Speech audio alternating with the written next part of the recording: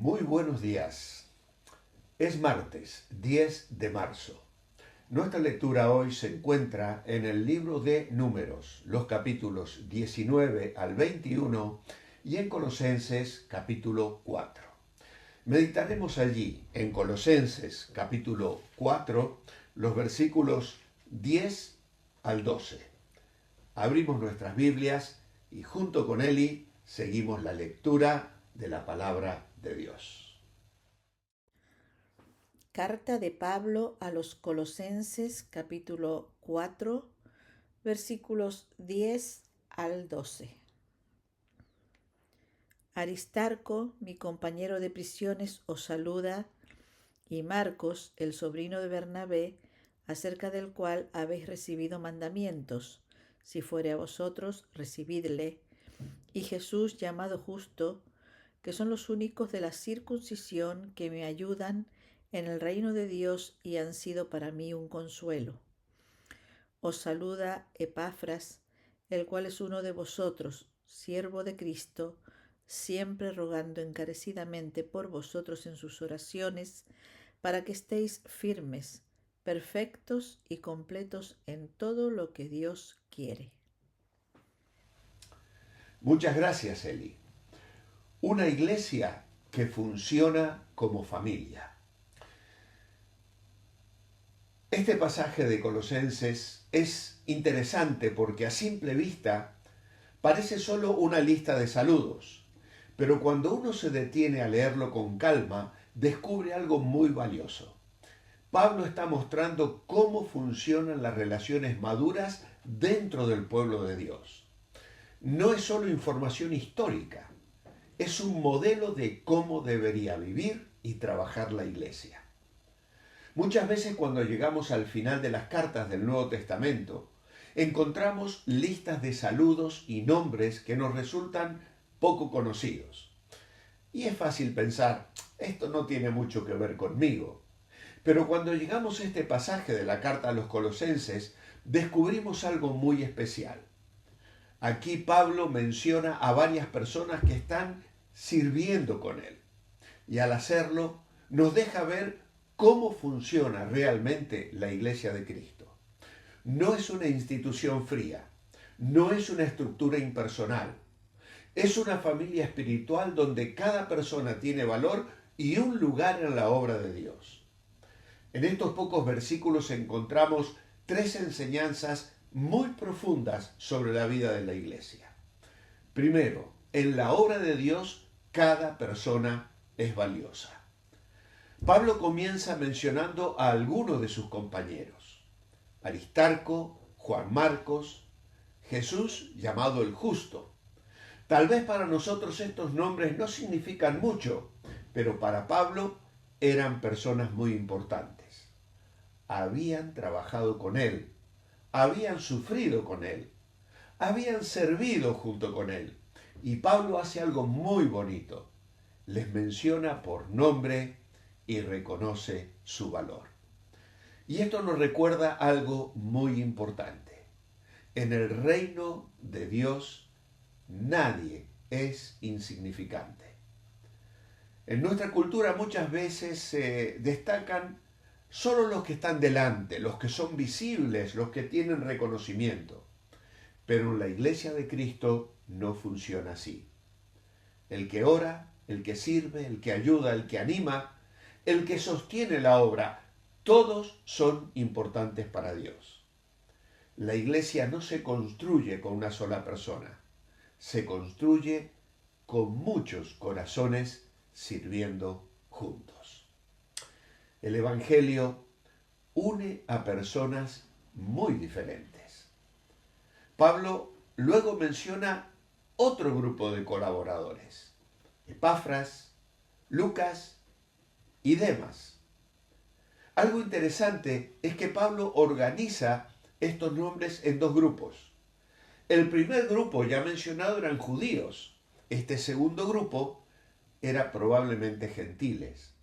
Para nosotros eso puede no parecer algo importante, pero en el mundo antiguo esa era una diferencia muy marcada. Había barreras culturales, religiosas, y sociales muy fuertes. Sin embargo, el Evangelio hizo algo extraordinario. Personas completamente diferentes comenzaron a servir juntas. Había diferentes historias, diferentes culturas, diferentes dones, pero todos tenían algo en común. Cristo era el centro de sus vidas, y esto sigue siendo verdad hoy. La iglesia no está formada por personas iguales, está formada por personas diferentes que han sido unidas por la gracia de Dios.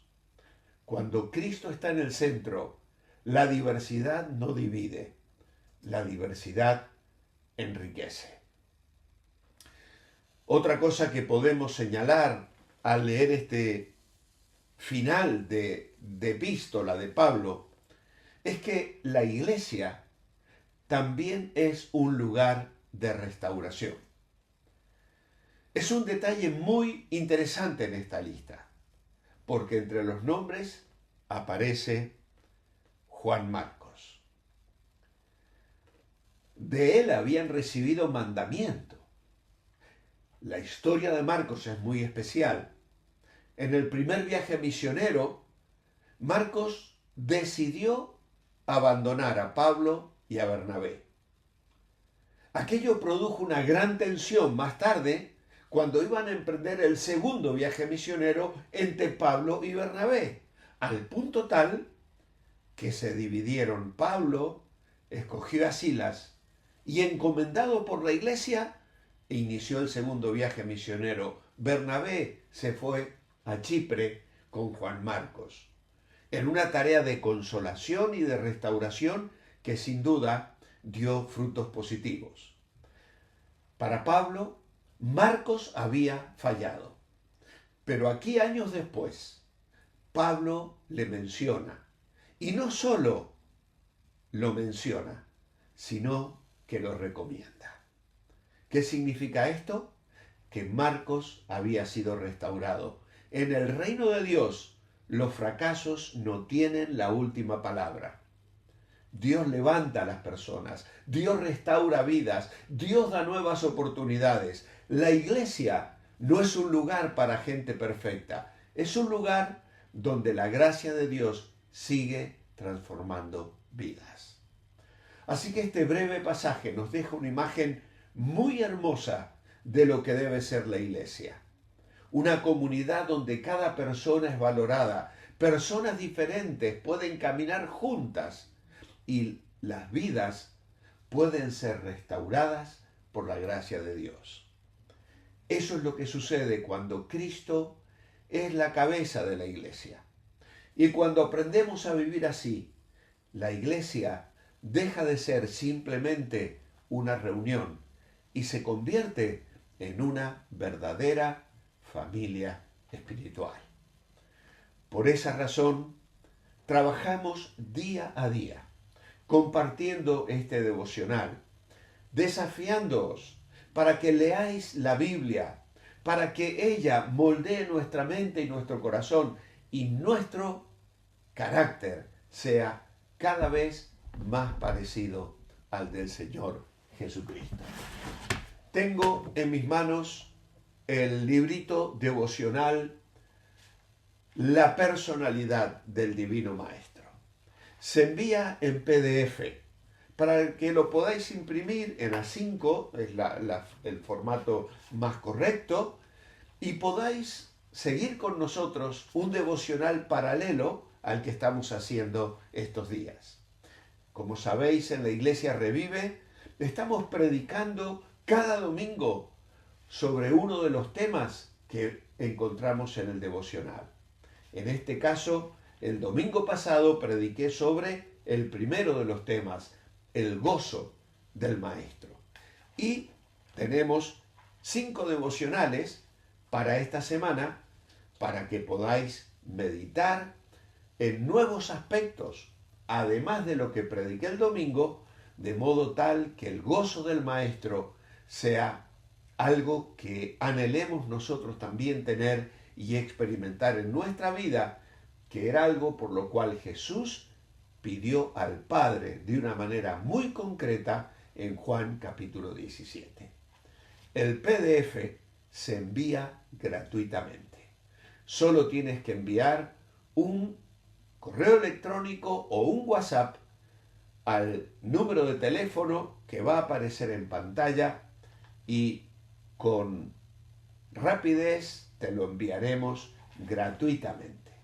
Otra cosa es que tú quieras apoyar el ministerio de la Iglesia Revive enviando un donativo, lo que el Señor ponga en tu corazón, pero eso no es imprescindible.